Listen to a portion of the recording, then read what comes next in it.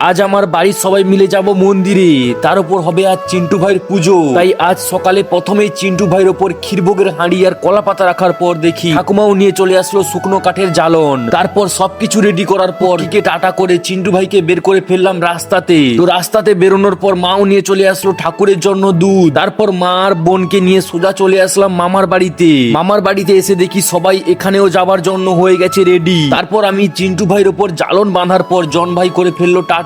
তো তারপর অনেক দূর রাস্তা অতিক্রম করে সোজা চলে আসলাম মন্দিরে। তো মন্দিরে আসার পর দেখি পুরো মন্দির ছিল ফাঁকা, কারণ সময়টা ছিল শীতকাল আর তার উপর আমরা চলে এসেছিলাম অনেক তাড়াতাড়ি। যাই হোক, তারপর চিন্টু ভাই থেকে হাঁড়ি আর জ্বালন সবকিছু নিয়ে এসে রেখে দিলাম মন্দিরে। তারপর আমি একটু চলে আসলাম রোদে দাঁড়ানোর জন্য, কিন্তু দাঁড়ালে তো হবে না, করতে হবে কাজ। তাই তাড়াতাড়ি করে নারকেল ফাটানোর পর দেখি মা, মাসি আর বোন তিনজনে মিলে বসে পড়েছে নারকেল কুটোনোর জন্য। তো যাই হোক, তারপর আমি পুকুর ঘাট থেকে জল নিয়ে এসে ধুয়ে দিলাম চিন্টু ভাই তিনটে চাকা। চাকা ধোয়ার পর দেখি এখানে রান্না করা হচ্ছে ভোগের হাঁড়ি। তারপর ঠাকুর মশাই ভোগের হাঁড়িতে দুধ ঢালার পর মন্দিরেও শুরু হয়ে গেছে পুজো। তো তারপর ফাইনালি এখানেও ঠাকুর মশাই শুরু করে ফেলেছে চিন্টু ভাইয়ের পুজোর কাজ। তো তারপর আমি নারকেল ফাটিয়ে চিন্টু ভাইয়ের পুজো শেষ করার পর চিন্টু ভাইকে বের করে ফেললাম বাইরে। তো তারপর ভোগের হাঁড়ি নিয়ে এসে রেখে দিলাম চিন্টু ভাইয়ের ওপর। তো তারপর সবশেষে পুজো দেয়া শেষ করে সবাইকে নিয়ে চললাম ফাইনালি বাড়ির দিকে।